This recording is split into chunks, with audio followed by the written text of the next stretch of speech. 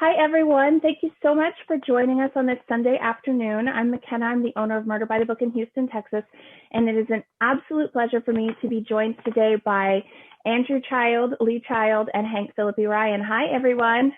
Hey. Hi.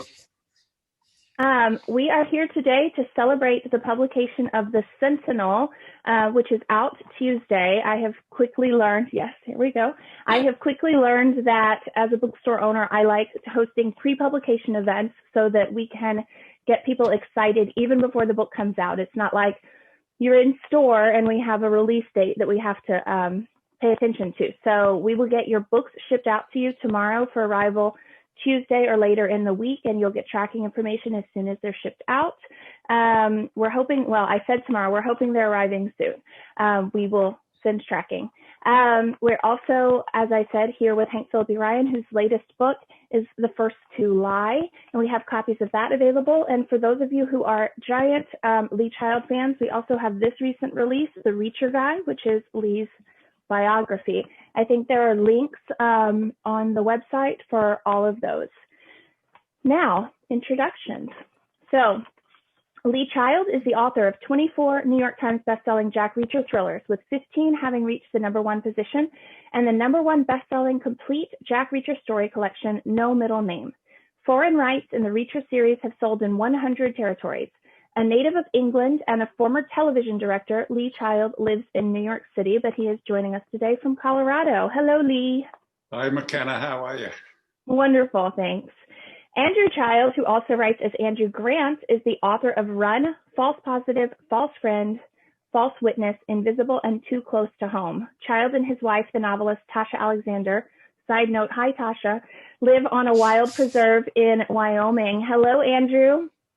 Hey McKenna, it's an absolute pleasure to be with you, even if it's on screen as opposed to in the store. It's lovely to see you.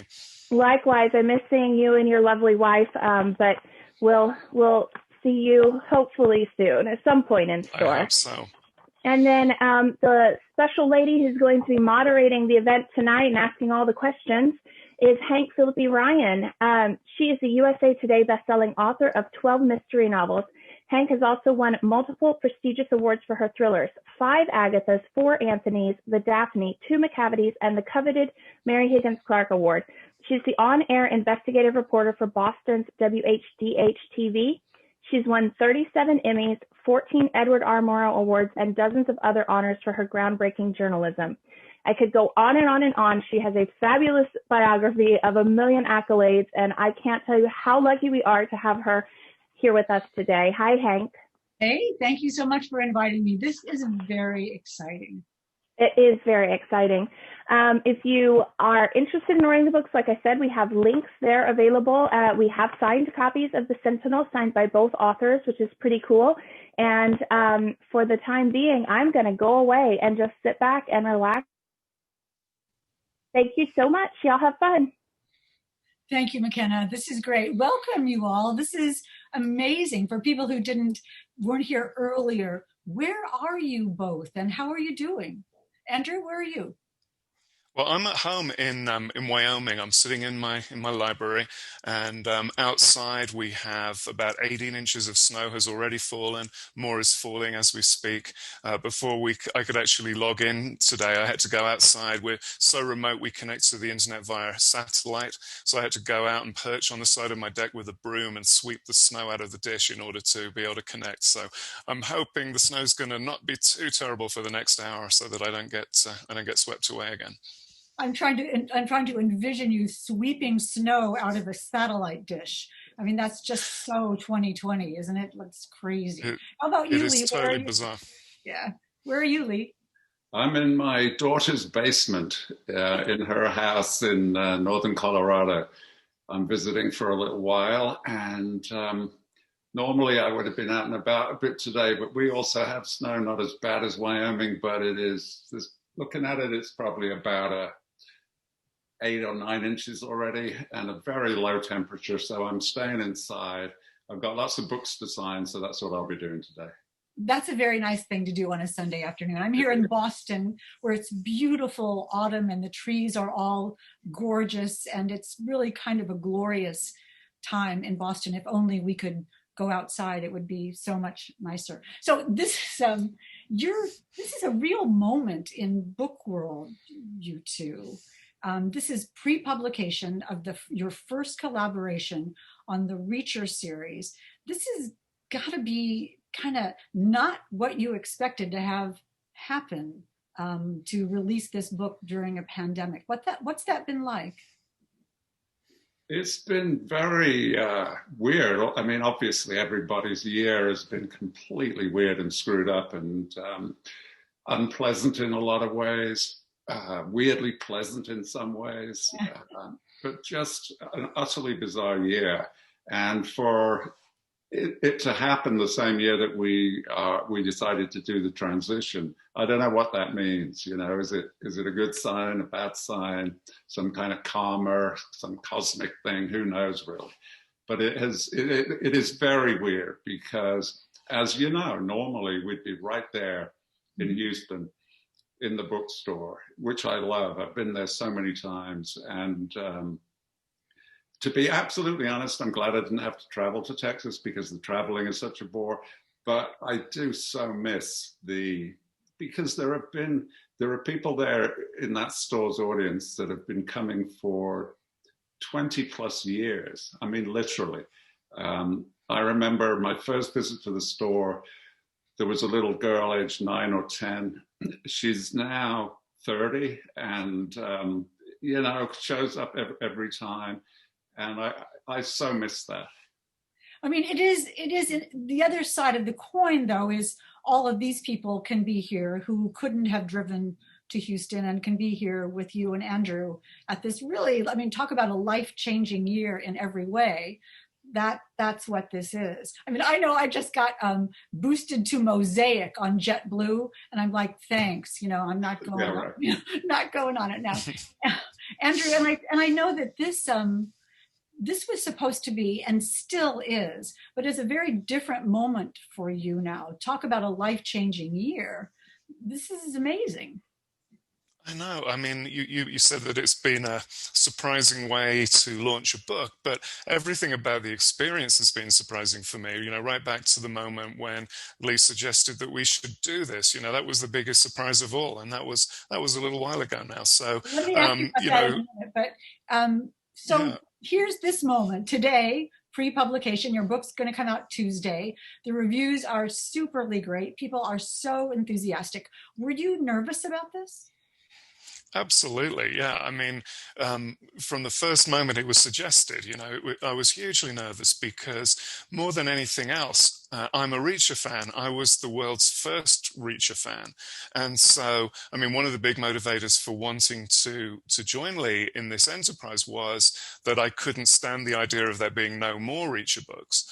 No, everybody in this room feels the same way. But the other side of that coin is, of course, you know, I was desperate to do justice to Reacher. So, you know, yeah, I've been on tenterhooks the whole time. So I'm delighted. I know the book hasn't hit the shelves fully yet, but from the early readers and the early reviews, I've been delighted that people have enjoyed what we've done. So very nervous, but very grateful at the same time. Of course you're nervous. It's amazing. Everybody was nervous. And I love how it's such a family endeavor that your wife Tasha actually took the author photo on the back. So you all are completely in this together. What was taking this author photo like? What was that moment?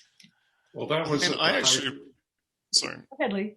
That was at the the height of the pandemic worries, and so we, Andrew's family and my family, we were taking it seriously as we ought to, and. You know, certainly I didn't want to give it to them and they didn't want to give it to me. So we had to work out a way of doing that picture that was respectful of the guidelines. And so it's a telephoto shot and it looks kind of like we are, you know, side by side, but I'm actually 6 feet behind Andrew. And the compression of the telephoto lens makes it look like it looks. Just one of those intensely weird things. In every aspect, all the normal things that you expect in life were just not happening. And for an author photographs, as you know, are something you do every year or a couple of years in a normal routine way. But like everything else this year, it was weird and it was different. But it is the beginning, and it's sort of the emblematic of this new partnership that you're having. And this is the 25th Reacher book, but let's go back just a tiny bit in a little bit of history. Do you remember, Lee, the first moment that you thought of Jack Reacher, the first moment you wrote chapter 1 or typed it or whatever you did? Oh, certainly. Yeah, I will never forget that. Yeah, chapter 1 was the first thing I wrote, underlined it. And then I thought, now what? And so, yeah, I totally remember. My one regret actually is that I didn't pay more attention to the first publication, because you know what it's like. You're on the train by that point, and by the time my first book came out, I'd already written the second, and I'd started the third, and so my head was in the future. And that first publication, I wish I'd paid a little more attention, but I certainly remember writing it. Yeah. And to Andrew's point, my family is not particular thriller readers. My wife and daughter wanted to see it as a, conventional courtesy, I suppose, to me. But I knew that their reaction wouldn't mean much because they didn't know the field at all. So while the manuscript was still handwritten, Andrew read it. Oh. And he is a thriller reader. We have all the titles in common. We've read all the same books. We were on the same channel. So his verdict was the crucial one. And so I remember early in the process, he read it, and it put me in an awkward spot, because what if he didn't like it? And it put him in an awkward spot. What if it was awful? He was the first one that was going to tell me, and he would have. That's the thing about Andrew. I mean, he's a really nice guy, but he would have told me. Well, interesting, because we learned something here, that first you wrote that in longhand. Oh, yeah. Pretty amazing. If I wrote a book in longhand, I would not be able to read it. And then you gave it to your little brother. I mean, Andrew, you're 14 years younger, right? And here's your big brother saying, read my book. How did that feel? It felt absolutely terrifying, because, back in those days, the shoes were kind of on the other feet, because I had a really good job in the telecoms industry. And Lee was out of work. So I knew that he was betting everything on this book. And so, just in a sort of normal brotherly way, I didn't want to have to be the one saying to him, the book is no good. That would have been awful. But on top of that, I knew how much was at stake. He needed to feed his family. He needed to keep a roof over his head. And this book was the method to do that. So I was horrified, thinking, when he handed it to me, on the one hand, I was very honored that he would let me see it so early. But at the same time, I was thinking, yeah, but what if I have to be the one breaking the bad news? But of course, it was a magnificent book, and I didn't have to do that. But I was certainly nervous that might happen. My dad was the music critic for the old Chicago Daily News back in the day, and he saw a lot of plays early, Kismet and West Side Story. And I would ask him, did you know when you heard, Tonight or Maria or This Is My Beloved, that this was going to be a special thing? And he said he did. Did you know when you read those short sentences and that now iconic character that this was a special moment? I mean, Lee said that he doesn't remember the publication as much as he'd like to, but what about you? Yeah, I mean, I don't remember the publication too well, honestly, because, I was tied up with work, and also, how long the process is between the final draft of a manuscript and it actually hitting the shelves. So I don't remember the publication too well, but I remember reading it. And the thing about it was, yes, I could see that it was going to be huge for everyone. But on top of that, I was just amazed at the personal connection I felt to it, because as Reacher fans all know, the Killing Floor, the first book, is written in the first person, so you're seeing everything through Reacher's eyes. And the way the story unfolds, with him getting arrested in the diner and then dragged off to the police station, and then they start the interrogation. It's a long time until you find out the character's name. Oh. But long before I knew his name, I felt, I know this guy. You know, I understood him completely, you know, because Lee and I are similar people. You know, we have similar DNA. You know, I understood Reacher. I knew what made him tick. I knew what he was going to do. I knew why he was going to do it. So I just felt this, as well as being able to see the bigger picture and the impact the book was going to make in the broader world, for me personally, it felt incredibly satisfying to be reading about someone I felt almost like this kind of umbilical connection to. It was fantastic. It's a lovely memory. It's a lovely thing to know that you felt that connection from the very first moment. But Lee, the Reacher books weren't an overnight success, were they? No, I mean, people so misremember that. You know, they compress the chronology into a you know, a story that's easy to tell, and now retrospectively they think, yeah, instant hit, you know, worldwide sensation, but absolutely not. I mean, Killing Floor in the United States had a first print run of 18,000, and you know, now I bet we get 18,000 shoplifted in Boston alone. And so that it was small, it was tiny, and it was a cult hit within the genre community, definitely. You know, the book won a couple of first novel prizes at BoucherCon and so on. And then the second book was incrementally slightly bigger. And then the third book, slightly bigger than that. But really, it was invisible for 7 or 8 books. And, you know, I think my 8th book was the first to hit #1. I think by the time you got to book 10 or 12, it was beginning to break out into the wider culture. By book 15, it was, you know, solidly established outside of the book world as a thing. And then it quite, you know, in the last 10 books, maybe it just got out of control, where you have, I mean, what I'm particularly proud of is in the New Zealand Parliament, in the official parliamentary record that they have there, Jack Reacher is quoted in support of some government policy. And so Reacher said something? It was, there was some policy being proposed, and somebody said, we must remember, as Jack Reacher says, plan for the best, hope for the best, but plan for the worst. And, you know, so the process of it migrating outward into the culture as a whole, it was slow.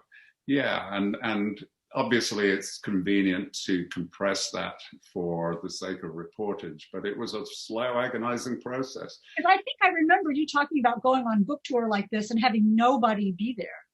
Oh yeah, I mean, actually in your hometown on my very first tour, because I was worried about that, you know, an unknown author, how many people were going to show up.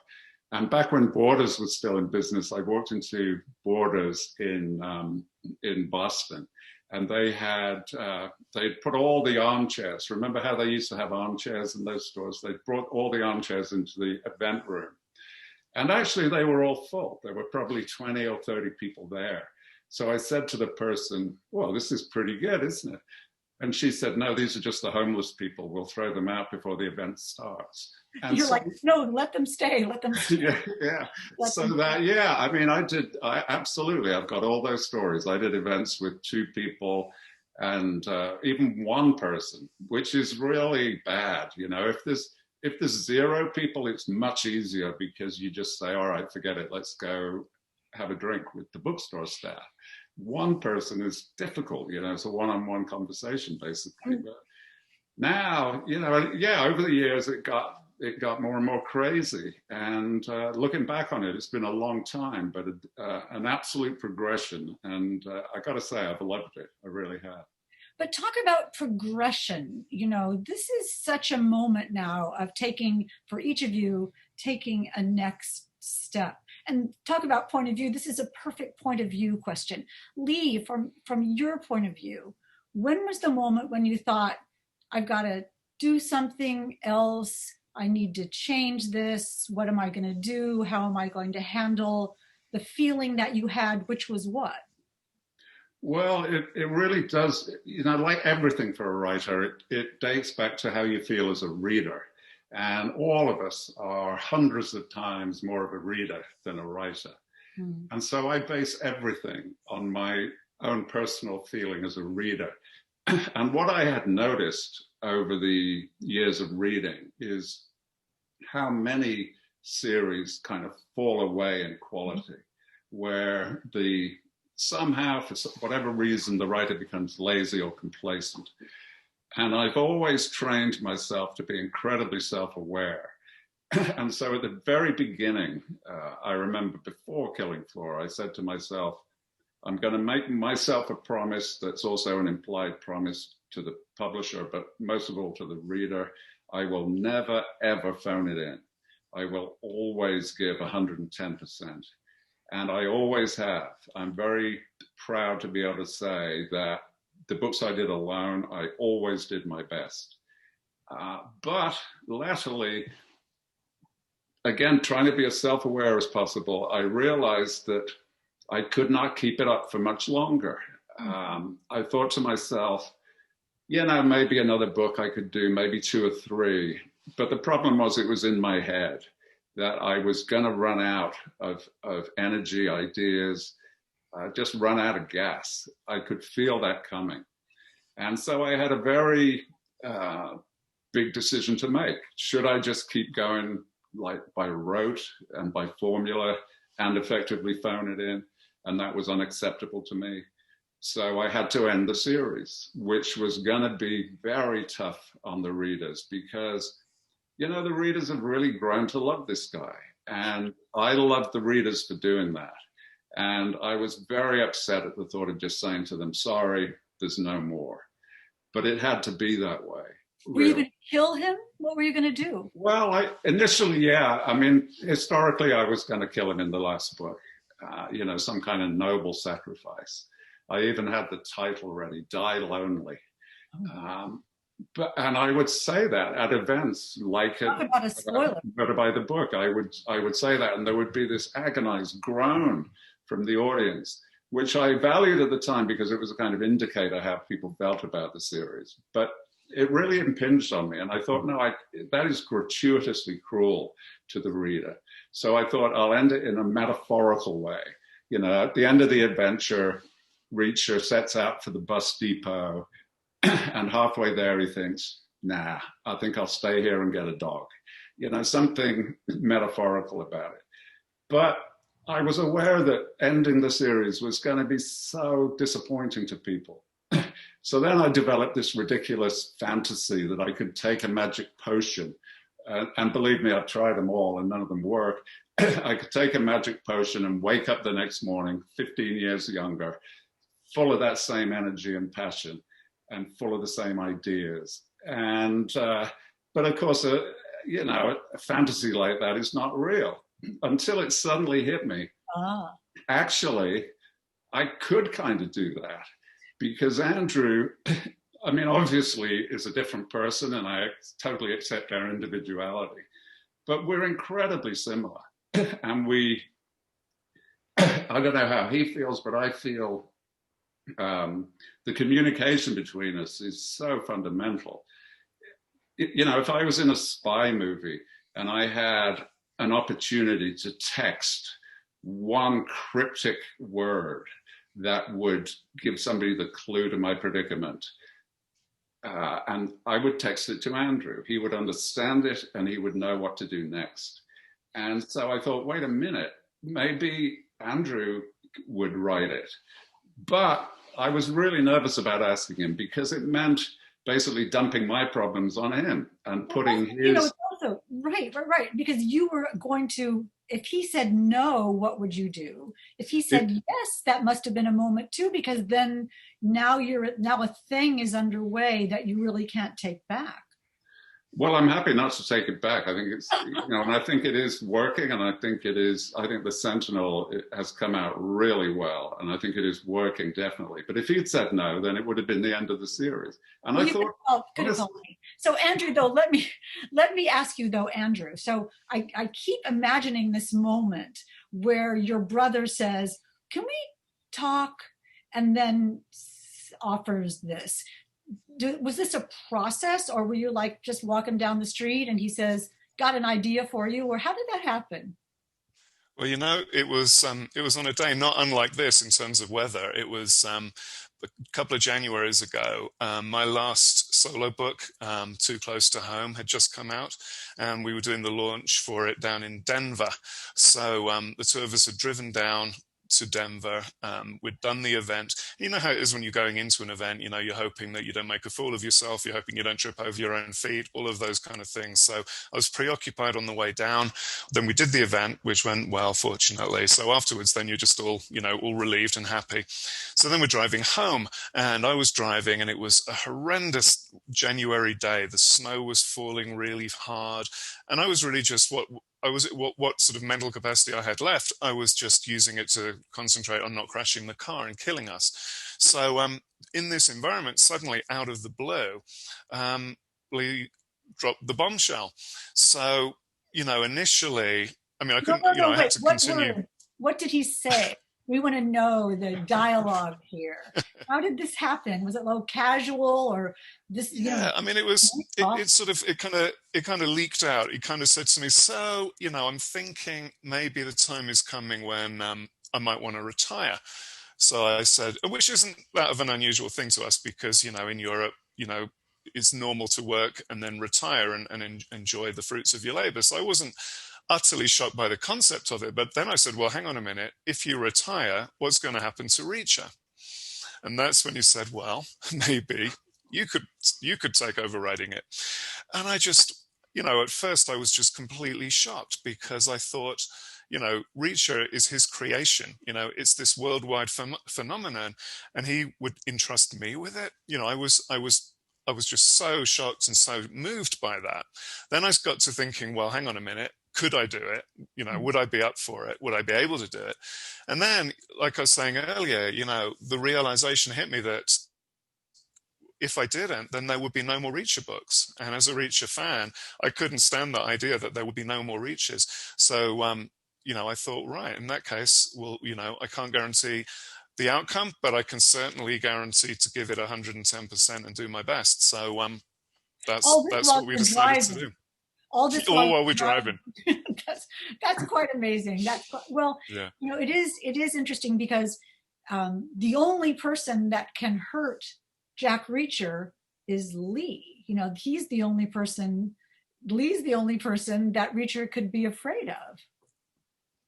Yeah, well, that's historically true. I can make Reacher do anything, but now Andrew can too, So Andrew is the person that Reacher is scared of now, and it's a bad combination, actually. I mean, he and I are actually perfectly nice people, but there's something about when we are physically together.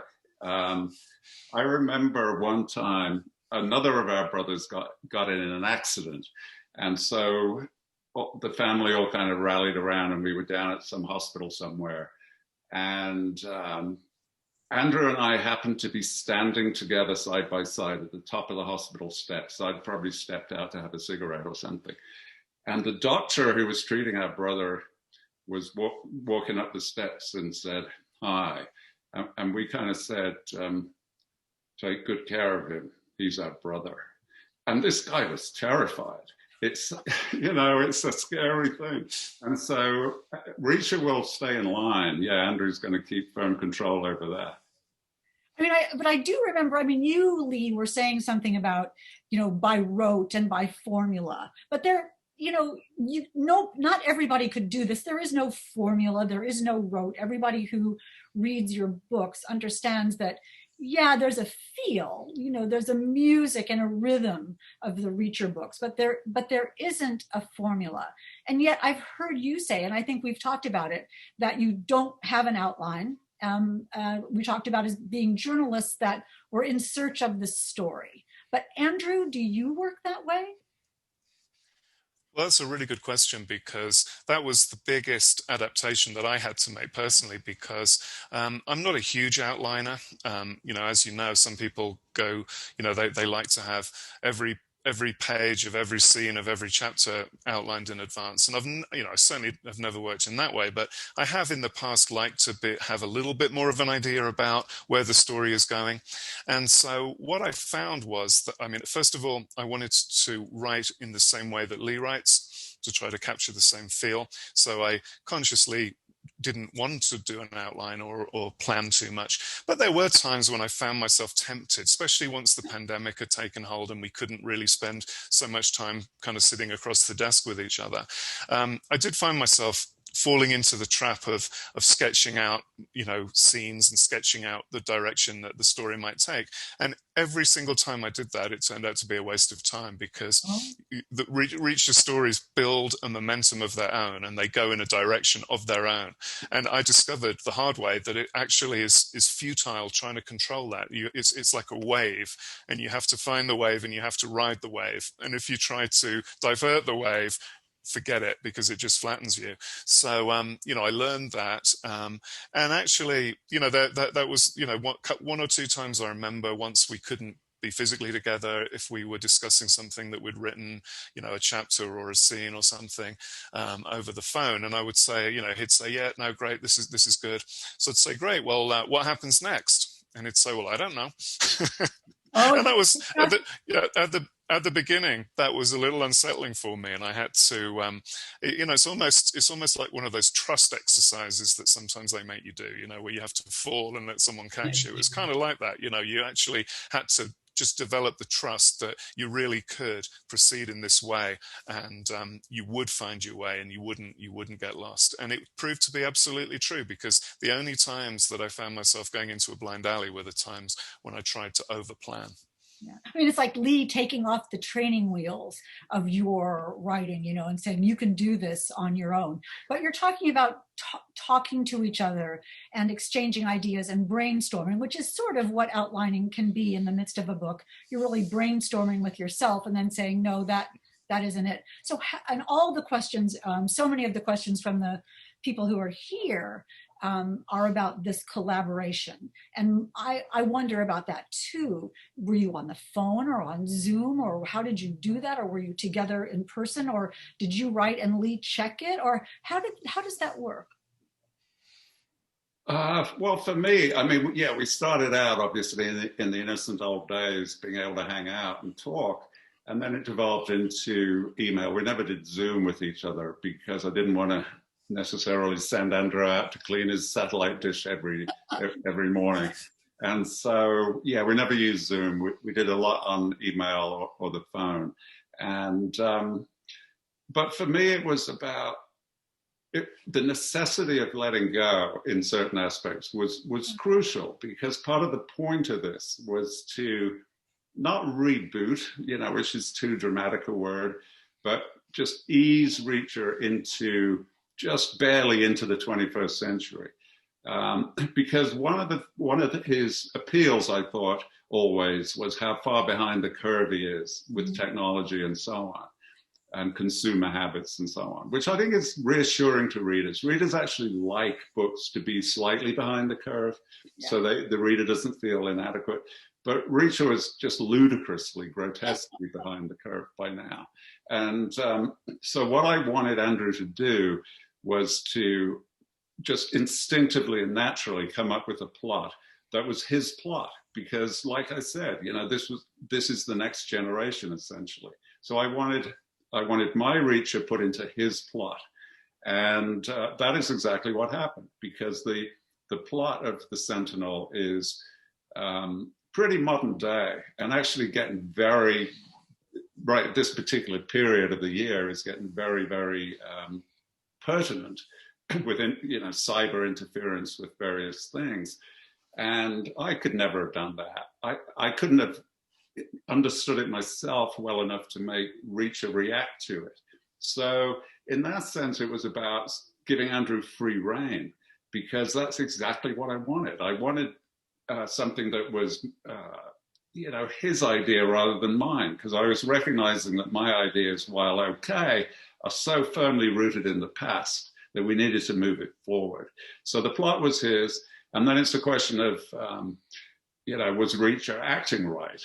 And like Andrew said, he's been reading Reacher since before the beginning. You know, Reacher is like an extra brother to us. He's always somewhere around. And, you know, probably 1,000 times over the years, something has happened and we've nudged each other and said, what would Reacher do about that? You know, so he knew the character perfectly well. So it was really a remarkably stress-free process. And the result is, I think, definitely exactly what I wanted. The earlier passion is there. And it's following, in my opinion, a sort of U-shaped curve, that he's picking up a Reacher that was evident a few books ago, slightly more talkative, slightly more thoughtful, not just such a sort of blank symbol as he had become in my later books. And so from my selfish point of view, it's worked out brilliantly. And I'm so grateful to Andrew for doing it, because there are negatives for him. He's had to put his own books on hold. And then he's going to have to change his name to yeah. add child to his name. We would all add child to our name, let me just say right off the bat. But how was that conversation? That was really, that's a Pulitzer thing. That was about, you know, providing the continuity for the reader. Of course. And so, you know, we were happy to do that, I guess. But the main thing for me, I was worried about, first of all, like he said, there would be no more Reacher books. I'm having to wait another year now for the next Paul McGrath book, which is a problem. And of course, he opened himself up, as you hinted earlier, to the kind of negative reaction that can happen, that we all saw with the Tom Cruise thing, where a much loved character, if it becomes involved with somebody else, there can be a rational opposition to it. And that was a risk. And I think it was brave of him to take it on. Well, I did notice in the book, for instance, and we'll talk about that just coming up, is, you know, Reacher explains now to someone what a Luddite is in a sort of self-deprecating almost kind of way. And he has some heart, and it has some humor, some sort of wry humor. I think we see a Reacher who has some depth now and does seem to be a little fish out of water, which I mean, it's really enjoyable book, and it keeps the rhythm, and it keeps the music, and it keeps that Reacher feeling.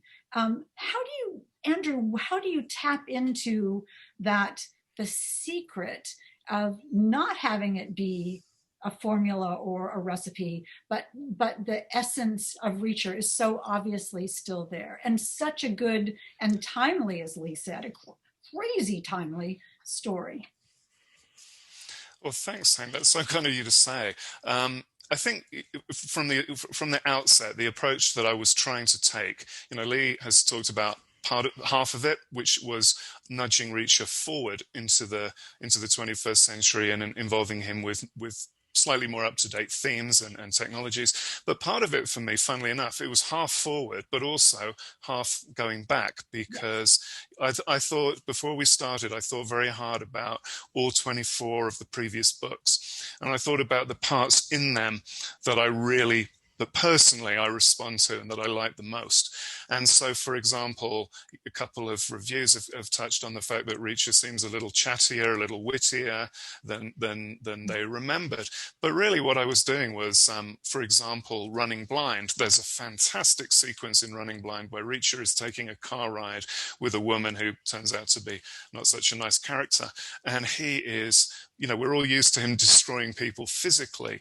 Well, Reacher just destroyed her verbally. He was sarcastic, he was witty, he just baited and goaded her and just completely tore her apart, but with words. So, you know, there's plenty in those earlier Reachers where he did expand on things a lot more. And I personally, you know, I don't know if it's looking all the way back to the theatre days or what, but I have always loved that side of Reacher. So I wanted to revisit that. I wanted to bring back some of those earlier elements and combine them with some newer elements. And the stuff about making him a fish out of water, that was absolutely something I was aiming to do, because, you know, Reacher physically is so virtually indestructible, that it's no good just lining up a whole succession of ever bigger bad guys, because he's just going to win. What you need to do, I think, is find ways that you put Reacher in environments that he's just not comfortable in because of some aspect of his personality. So when he arrives in the little town and he discovers this ransomware thing that's going on, he has got no idea what it is. He doesn't understand it. It's like taking him and putting him in an alien world. So we see Reacher, flapping around a little bit, groping to understand what's going on and how he can relate that to his own experience. Because when he hears about a ransom, of course, his first reaction is, well, okay, let's go get the people that are asking for the money and explain to them what a bad idea that is. But of course, in cyber world, you can't do that because they're not a physical presence. They're not asking for physical money. There are all kinds of things that are going to make it difficult for Reacher to do the things that he would naturally do. So he has to flail around and learn and adapt. And the same, I don't want to give too much away, but the final scene, I'm really happy with the final scene. David Morrell said some very nice things about it in the review that he did, and I was really happy with it because, again, it takes Reacher and puts him into a physical environment that he is extremely uncomfortable in. So it gives an extra dimension to the challenge that he faces. It's not just how many baddies is he going to fight, it's how is he going to overcome this physical environment and this connection to something within him that provides an additional obstacle. So I'm really happy that you saw those things when you read it, so thank you. My pleasure. It's a real treat to read, as every Reacher book has been. But we all went into this wondering how this was going to be, frankly, and whether this was going to work. And I think it was the Book List review and the Publisher's Weekly review said it's just seamless, that there seems like there's no, they were rave reviews, and both indicated that it felt like there was no transition at all, that there was no addition of a new person, that it was just sort of, here is a Reacher book for you fans. As Lee always says, the same but different. There are some things that you can expect. I'm delighted by that, because when this idea, Lee and I talked about it, and then when we raised it with the publishers, I think it was actually the publishers in London, they said to me, what do you want to achieve? What do you want to get out of this? And I said that my goal was that I had this picture in my mind that the new Reacher book would come out and that somebody would be wanting to buy it, but they got held late at work.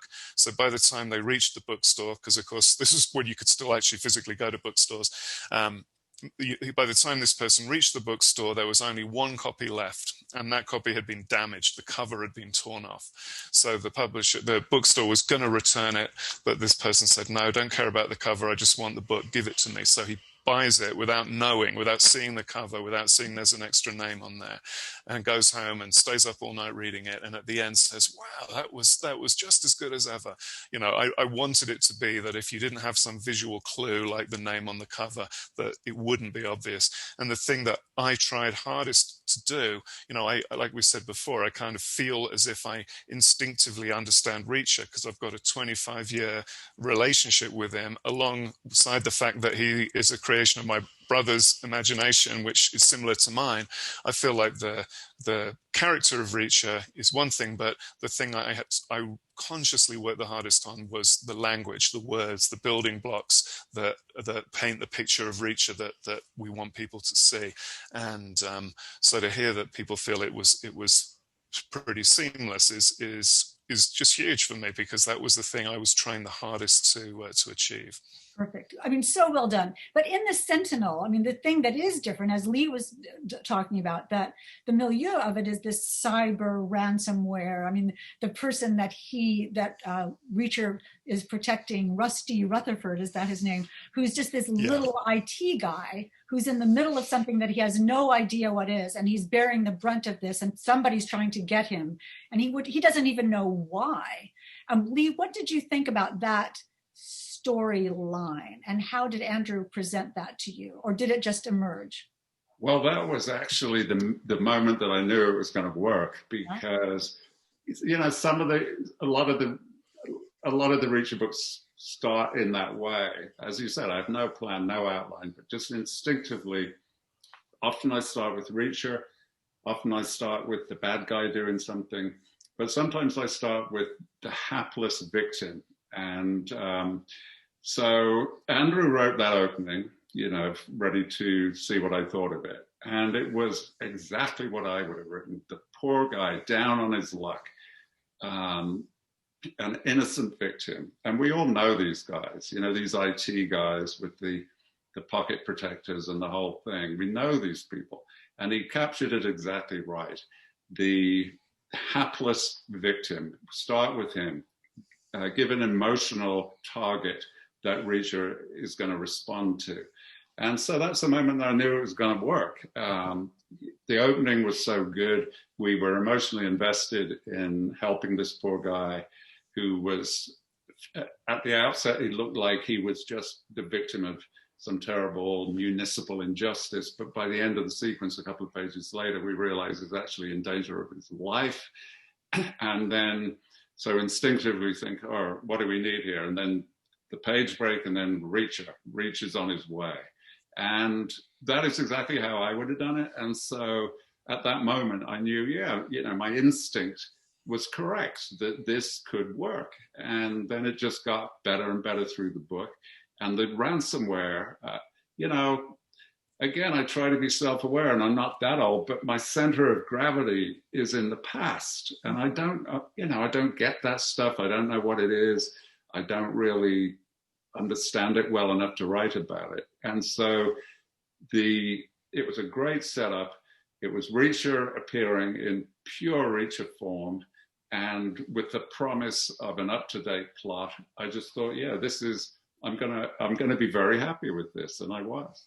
But I mean, the thing that elevates Reacher from just being this some crazy vigilante who ought to be put in jail for beating up people, is that there is this real emotional undercurrent, a good guy undercurrent to Reacher in every book. And I think that's what really changes and elevates your books, both of you, into being a different process. Because Lee, you may not understand all the cyber stuff, as you say, but you understand the result of it emotionally. And I wonder, Andrew, how much thought and how much discussion went into the emotional Reacher without, he's not touchy-feely good guy, but underneath his instincts are to help the little guy. I mean, he is the knight errant, as you always say. Just let me say before Andrew answers, we're both British. We cannot talk about emotions. Okay, I see. Well, I'm not supposed to say, how do you feel about that? I will never say. My wife and daughter say to me all the time, you should talk about your feelings more.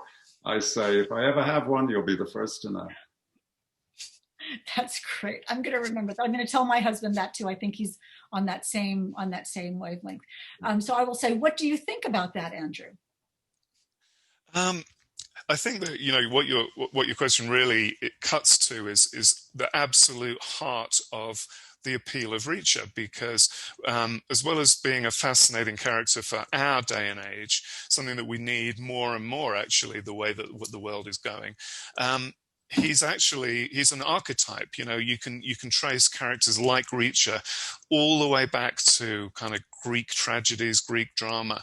And so, there's, I think, and I can't put my finger precisely on it, but I believe that there is some kind of inherent need in humans to, when you're in something that's, dark or frustrating, or that makes you feel, brings out that feeling of injustice in you, that, the idea that someone will appear, they will set it right, and then they will leave. I think that scratches a fundamental itch that we all have, and probably humans have always had. So I think that's one reason that he's so attractive. And I think that manifests itself in our modern lives in a particular way, because everybody has had an experience where somebody has done something that they makes their blood boil, makes them want to just take some kind of crazy action, or you're on a bus or a train and you see someone that's really hot and you want to act on, all of these things that you feel an urge to do, but you can't in the modern world because you'd get put in jail or you'd get fired or something bad would happen to you. So it's very satisfying to have a kind of emotional proxy in the form of Reacher who can do these things on your behalf and that you can enjoy seeing through his eyes. And we know when we read the Reacher books, when there's someone in trouble, that Reacher will figure out something, no matter what it is, and that he's kind of one step ahead. He's looking for the bug that the other people thought that they took out. He knows what someone might do. He knows how things work. But I do remember, Lee, talking to you once about somebody saying to you, how did you know that the button on the M something or other tank was red that you push? And you're like, I just made that up. I just made that up.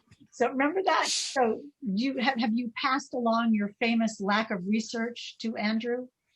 Well, yeah, I mean, I think so. I always go by the late, great Sue Grafton, who, if she was ever challenged about anything in her book, she would say, I know it's true because I made it up myself. Exactly. And it's always fascinated me how people will accept something. If it's stated with bold aplomb in black and white, people accept it. And there's a huge difference between accuracy and plausibility. That's what I've always believed. Andrew and I, being British, we could write a book about London and we could make it extremely accurate. But the more accurate we made it, the less plausible it would be, because the issue in question is not what London is really like, it's what does the world en masse think it's like. Sure. And if you can maybe at the very margins introduce new stuff, but if you present London in a way that is not what the world thinks it is, people are going to say, this guy's an idiot, he's never been there.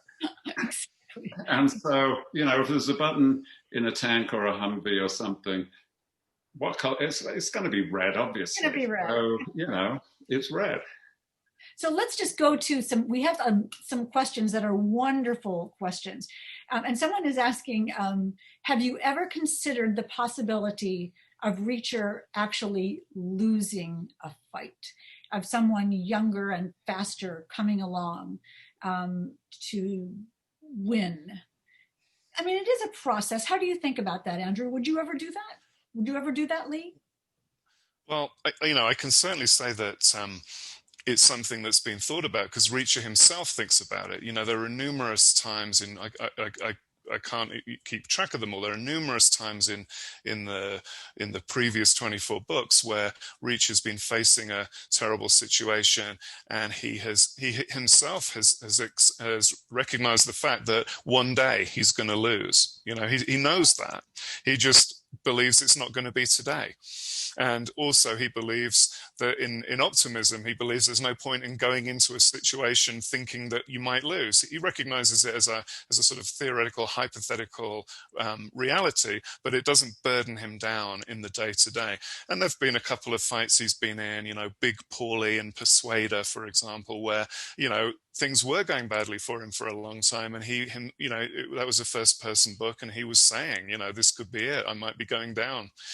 But then, of course, survived in the end. But so, yeah, it's certainly a possibility that Reacher himself recognizes.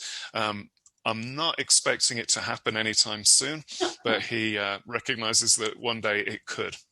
Well, that goes right into another question from Christine, which is, how are you going to handle, and have you handled, Reacher's aging process? That was, that's a tough decision that we all take at the beginning of the series about, obviously he's got to be an adult at the beginning of the series. I couldn't have started it with him age 9, Jack Reacher, boy detective. So he was 36 in the first book. And then, you know what it's like, that if you say, yeah, this is going to be a long running series that's still going to be going a quarter of a century later, you're delusional. Nobody can say that. So you don't really worry about it at the beginning. And I had this thing where I aged him honestly in real time. So he was 37 in the next book, then 38. And then it starts to become a bit of a problem, and a very happy problem to have. And the way I did it, I had two techniques. One was just to stop mentioning how old he was. And secondly was to have prequels, which meant that he didn't have to age a year in the front list. And also there was a sequence in the middle books, the middle teen books, where there were 4 books that took place back to back, with just hours between the storylines rather than any significant period of time. So technically I can say he's not that old, but readers are hypercritical about most things in a book, but part of that deal is they give you a pass on a couple of things. And with Reacher, it's very important that they give us a pass on how does he get into the story in the first place, because it's always an accidental coincidence or connection, which is statistically unlikely that would happen to one guy repeatedly, but the reader gives you a pass on that. And I also think the reader gives you a pass on age, because a lot of our best-loved series, Spencer, for instance, was a Korean War vet. By the end, Spencer must have been 110 years old. And Harry Bosch in the Michael Connelly series, a Vietnam vet, is now a seriously aged person. And so the reader always gives you a pass on that kind of a thing.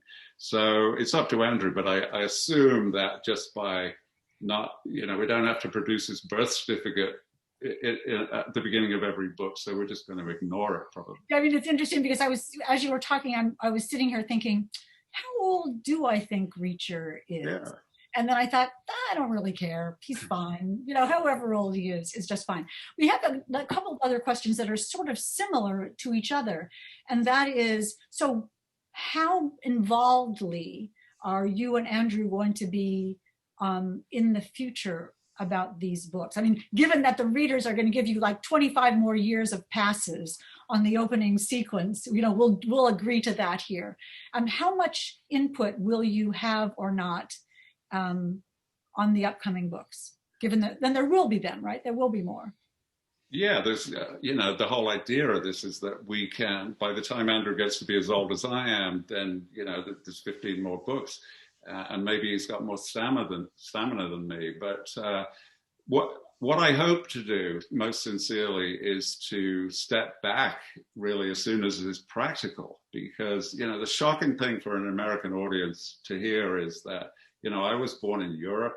I have no work ethic. Retirement is the ultimate goal, and so I want to do nothing. And so a couple of books down the road, I mean, already Andrew's good enough to, he knows it well enough to do it. He's good enough writer to do it. But we're going to do 2, 3 together in total. And then I step back, he steps forward.